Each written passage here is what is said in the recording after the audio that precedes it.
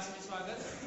आज की जो क्लास है वो अपने साझेदार नए साझेदार के प्रवेश पर है और नए साझेदार के प्रवेश पर अपन ने कुछ जानकारियां पढ़ ली है, जिसमें अपन ने महत्वपूर्ण जो समस्या थी वो नंबर 1 समस्या आपको मैं बता देना चाहता हूं कि वो क्या थी कि नया लाभ हानि विभाजन अनुपात या त्याग का अनुपात, जो मैं आपको अच्छी तरह से पढ़ा चुका हूं और साथ में मैंने आपको कुछ एग्जाम्पल भी दिए और कुछ बुक के प्रश्न भी बताए कि आप उन्हें वहां हल कर सकते हैं, तो आपने निश्चित रूप से उनको हल भी किया होगा। आज की जो अपनी क्लास रहेगी वो क्लास रहेगी गुडविल के ऊपर रहेगी और आज हम पढ़ेंगे गुडविल की गणना किस प्रकार की जाती है और संभवतः अगर समय रहता है तो हम उसकी जर्नल एंट्री भी देख पाएंगे। फिलहाल हम गुडविल की परिभाषा और साथ में गुडविल के मूल्यांकन संबंधी जो भी विधियां हैं उनको हम पढ़ेंगे और बाद में गुडविल का लेखांकन चलता है, तो आज हम मूल्यांकन को पढ़ेंगे। पहली बात मैं आपको बताना चाहूंगा, गुडविल का मतलब क्या होता है। गुडविल से तात्पर्य ये होता है कि किसी भी व्यवसाय की भविष्य में लाभ अर्जन करने की क्षमता को गुडविल कहते हैं। फिर सुनिए आप, किसी भी व्यवसाय की भविष्य में लाभ कमाने की क्षमता या लाभ अर्जन करने की क्षमता को गुडविल कहते हैं। वैसे गुडविल का अर्थ इज्जत से, साख से, प्रतिष्ठा से, इनसे भी लगाया जाता है, लेकिन आप समझ सकते हैं कि गुडविल का मतलब यहाँ पर यह है कि कोई व्यक्ति लंबे समय से किसी व्यवसाय को कर रहा है और 10 से 15 साल 20 साल निकलने के पश्चात उस व्यवसाय से वह यूं ही प्रॉफिट कमाने लग जाता है। अब उसे ज्यादा मेहनत नहीं करनी पड़ती है। उस दुकान पर अगर वो नहीं बैठ रहा है तो भी उसकी दुकान चल रही है, उसके परिवार का कोई सदस्य भी उसको चला सकता है। ऐसे बिजनेस में होता है तो बिजनेस किसी को कोई भी उसको चला सकता है। तो कहने का मतलब है कि आपने शुरू में उस व्यवसाय में मेहनत करी और मेहनत का जो परिणाम है आपको आने वाले कई सालों के बाद मिलता है। आपने देखा होगा कि अगर आप स्टार्ट में कोई दुकान लगाते हैं तो आपको उतना बेनिफिट नहीं होता है जितना दुकान लगाने के 10 साल 20 साल बाद आपको उसके बहुत सारे प्रॉफिट आने लग जाते हैं, क्योंकि वहां पर आपके कस्टमर बन जाते हैं, आपका व्यवसाय करने का तरीका बदल जाता है, उसमें आपका अनुभव जुड़ जाता है। इसलिए हम ये कह सकते हैं कि गुडविल का मतलब यहाँ पर यह है कि आप भविष्य में लाभ कमा सकते हैं, उस शक्ति को हम क्या कहते हैं, गुडविल कहते हैं। आप इसे लिख भी सकते हैं और मैं आपको बता रहा हूं कि भविष्य में लाभ कमाने की शक्ति को क्या कहते हैं, गुडविल कहते हैं। हम यहाँ गुडविल के मूल्यांकन की बात करेंगे, साथ में हम गुडविल के प्रकार भी होते हैं, अभी उनको हम नहीं देख रहे हैं, सीधा अपन अपने टॉपिक पे चल रहे हैं कि गुडविल के मूल्यांकन की कौन कौन सी विधियां हैं, ठीक है ना। तो गुडविल के मूल्यांकन के लिए हम जानते हैं कि आपने पढ़ा भी होगा कि हम सामान्य लाभ के आधार पर गुडविल की गणना करते हैं। आपने पढ़ा होगा औसत लाभ, आपने पढ़ा होगा अधिलाभ, आपने अधिलाभों की पूंजीकरण विधि, औसत लाभों की पूंजीकरण विधि, भारित औसत लाभ विधि और वर्षों की क्रय विधि, आपने नाम सुने होंगे, क्रय प्रतिफल विधि और छिपी हुई ख्याति, ऐसे बहुत सारे नाम आपने देखे होंगे। तो यहाँ आप उनको टॉपिक बनाकर उनकी बात करेंगे कि औसत लाभों के आधार पर गणना किस प्रकार की जाती है, वर्षों की क्रय विधि में कौन कौन से होती है, पूंजीकरण विधि में कौन कौन सा होता है और छिपी हुई ख्याति वो कैसी होती है, या फिर क्रय प्रतिफल के आधार पर भी गुडविल होती है, हम उसको पढ़ते हैं। तो आज हम सभी के सूत्र वगैरह और उनके बारे में देखेंगे, किस प्रकार के सवाल किए जाते हैं। आइए हम देखते हैं कि गुडविल के सामान्य प्रकार में या सामान्य मूल्यांकन में हम पहला ले रहे हैं औसत लाभों के आधार पर, ले रहे हैं औसत लाभों के आधार पर गुडविल की गणना, ठीक है ना। यहाँ देखिए कैसे लिखते हैं इसको अपन कि इसे बोलते हैं सुपर प्रॉपर्टी, एसपी बराबर एएपी, आप नाम सुना होगा, ठीक है ना, पुराने जमाने में पढ़ाया था, ठीक है ना। एक्चुअल यानी एक्चुअल एवरेज प्रॉफिट क्या होता है, AAP actual average profit, minus करना आपको एनपी, क्या करना है, एनपी। इस एनपी को बोलते हैं सामान्य लाभ, क्या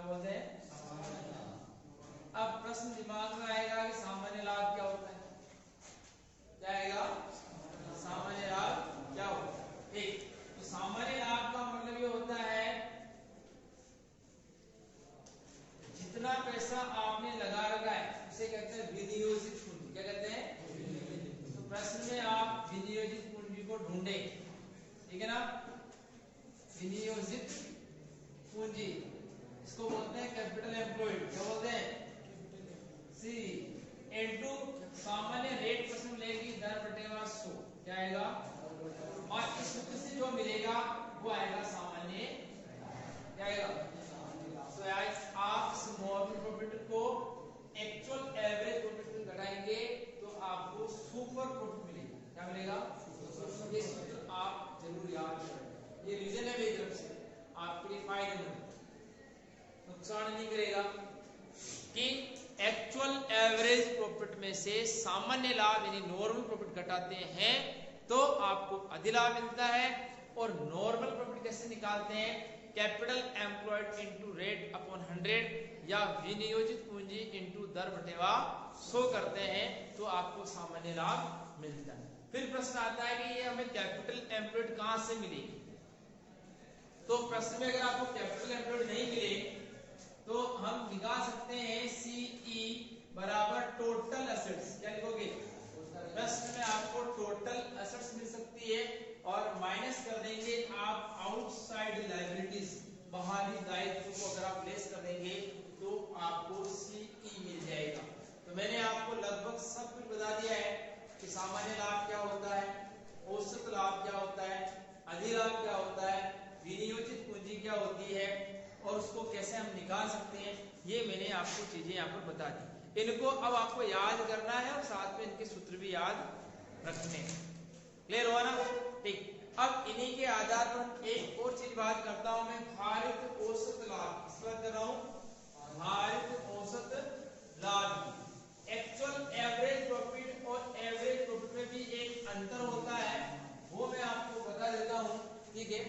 आप पूछ सकते हैं, इधर देखिए आप ध्यान, ठीक है, कि एपी और एपी में क्या अंतर है, एक्चुअल एवरेज प्रॉफिट और एवरेज प्रॉफिट में क्या, ये एपी क्या है, औसत लाभ, क्या है, हम इसको औसत लाभ कहते हैं, क्या कहते हैं, औसत लाभ, औसत लाभ कहते हैं।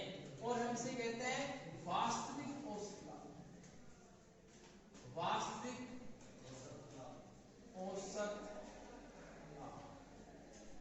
या पूछ रहे दोनों में क्या अंतर है, दोनों में एक अंतर ये है, अगर आपको प्रश्न में साझेदारों का वेतन या पारिश्रमिक देखा हो, ठीक है ना, ये प्रश्न में आपको दे रखा हो, तो इस वेतन या पारिश्रमिक को अगर इस एपी में से घटाते हैं, इसमें से एपी में से अगर आप इसको लेस करते हैं तो आपको एपी मिलता है, क्या मिलता है, इसको कई बार हम कर देंगे पारिश्रमिक भी हो सकते हैं, क्या हो सकते हैं, ठीक है, ये मिलता है तो लेस कर देते हैं तो आपको आप मिलेगा, क्या मिलेगा, बात क्लियर हो गई। अब हम अपने प्रश्न को थोड़ा सा आगे बढ़ा रहे हैं, फिलहाल हम इसके सूत्र पे बात कर रहे हैं, प्रैक्टिकल का जब समय मिलेगा तो प्रैक्टिकल भी बताएंगे। हम इसको बढ़ा देते हैं, देखिए अब हम बात करते हैं पूंजीकरण विधि, इसकी बात कर रहा हूं मैं, ठीक है, यानी कि वो औसत लाभों की पूंजीकरण, दो नाम मिलेंगे आपको, औसत लाभों की पूंजीकरण विधि,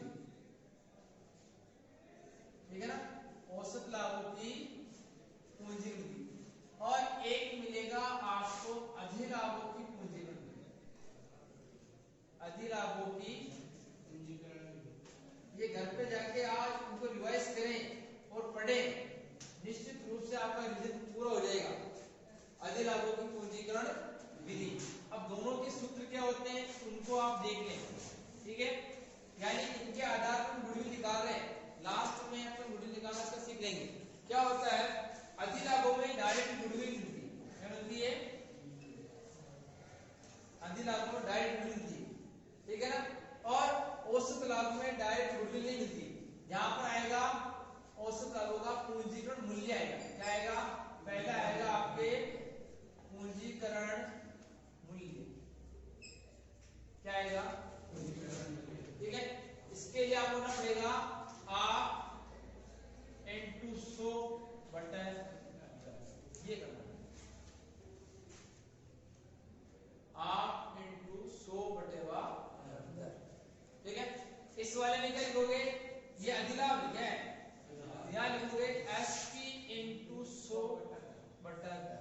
इससे डायरेक्ट गुणिल मिलेगी, क्या मिलेगी?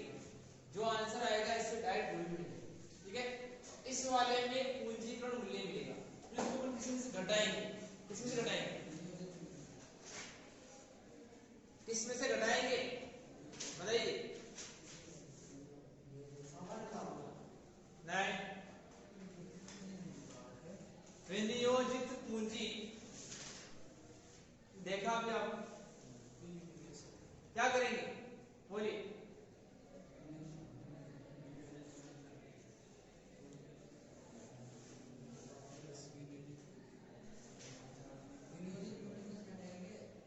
विनियोजित पूंजी में से घटाएंगे या विनियोजित पूंजी को घटाएंगे?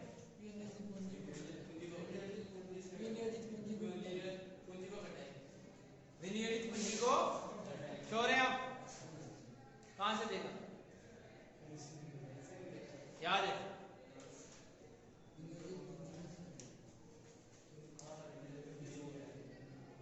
मैं पूछ रहा हूं आपसे, विनियोजित पूंजी में से घटाएंगे या विनियोजित पूंजी को घटाएंगे? विनियोजित पूंजी को हाँ नहीं यार, फिर एक बच्चा कह रहा है कि विनियोजित पूंजी में से घटाएंगे, बाकी बच्चे कह रहे हैं विनियोजित पूंजी को घटाएंगे। कौन सा सही है?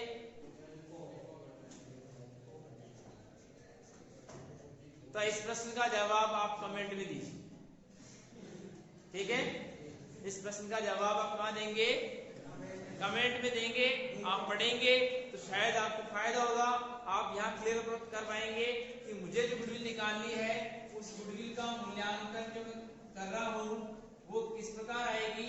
तो इसके लिए आपको यहाँ पर क्या लिखना है वो आप कमेंट में बता दीजिए कि किस में से किसको घटाएंगे। क्लियर है? यस, हाँ, मैं आपका वेट करूंगा, ठीक है।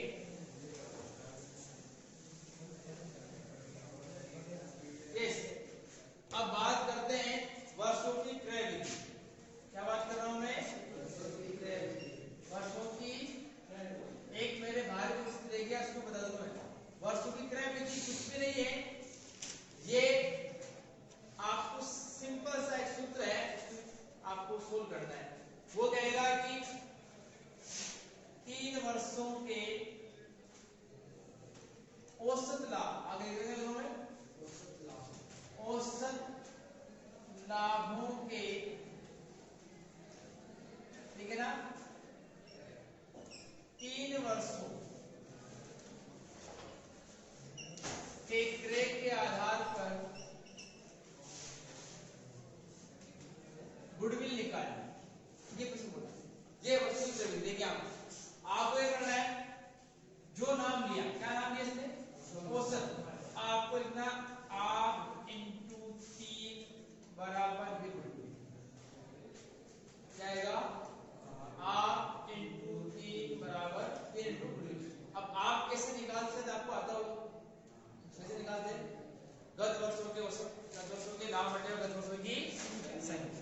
अच्छा, आप कैसे निकालते हैं? अगर सामान्य साझेदारों का वेतन आ गया तो घटा देंगे, तो आप आ जाएंगे। अगर वो इसी प्रश्न को कहें कि अधिलाभों, क्या कहें? अधिलाभों के 2 वर्षों के नाम ले लें, तो आपको अधिलाभों में क्या कहते हैं? एसपी इनटू दर बराबर क्या जाएगा? ये क्या जाएगा? वो कहेंगे अधिलाभों के 2 वर्ष के क्रय के आधार पर गुडविल गणना कीजिए। तो पहले अधिलाभ निकालिए। अधिलाभ कैसे निकालते हैं जानते होंगे आप माइनस एनपी बराबर एसपी, एसपी बराबर आप माइनस एनपी बराबर विनियोजित पूंजी इंटू दर बटेवा हो जाएगा, ठीक। अब हम बात कर लेते हैं भारित औसत लाभ, इसकी भारित औसत लाभ। ये सूत्र मैंने आपको कंप्लीट करवा दिए, ठीक है। अब आपको प्रश्न में ये समझना है कि अगर प्रश्न में भारित पूछा है तो भारित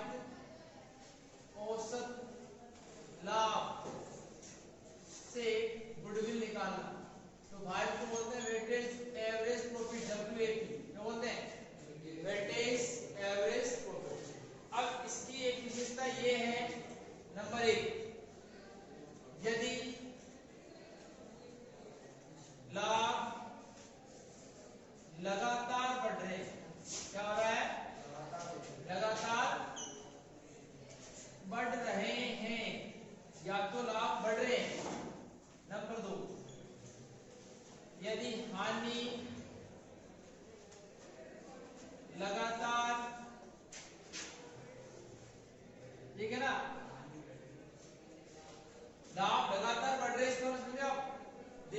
जैसे 5,000 हो गए, फिर 8,000 हो गए, ठीक है, फिर जैसे कि 17,000 हो गए, तो ये बढ़ रहे हैं बराबर, ठीक। अब 17 से 9 नहीं आना चाहिए, तो ये बढ़ नहीं रहे, लाभ तो हो रहे लेकिन लगातार नहीं बढ़ रहे, फिर घट गए। ऐसे हानि लगातार हो रही है, ठीक है ना, हो रही। फिर मेरे को 50,000 का नुकसान हो गया, ठीक है, घट भी सकते हैं और बढ़ भी सकते हैं, लगातार बढ़ रहे हैं या घट रहे हैं, या तो बढ़ेंगे या फिर घटेंगे। ऐसी हानि लगातार हो रही है, यानी बढ़ रही है या घट रही है, ठीक है ना। और या प्रश्न में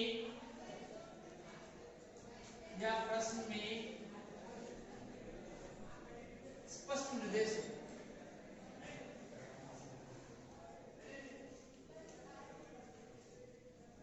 प्रश्न में स्पष्ट निर्देश हो कि आपको ये विधि काम करनी है। इसके लिए अपन क्या करते हैं, वेट देते हैं, क्या देते हैं, और वेट जनरली 1 2 3 4 ऐसे देते हैं, कैसे देते हैं, इनके सामने W, और यहाँ आपको प्रश्न को X बोलते हैं, क्या बोलते हैं, लाभ को क्या बोलते हैं, 10,000 का लाभ हुआ, फिर मुझे 12,000 का लाभ हो गया, फिर मुझे 17,000 का लाभ हो गया, फिर मुझे 25,000 का लाभ हो गया, ये हो गया, और इनको गुणा कर देते हैं, क्या करते हैं, तो हो जाएगा WX, क्या हो जाएगा, तो ये हो जाएगा 10,000, ये 10,000 एकदम 10, फिर हो जाएगा 24,000, ये हो जाएगा 17,51,000, ये हो जाएगा 25 चौक 1 लाख।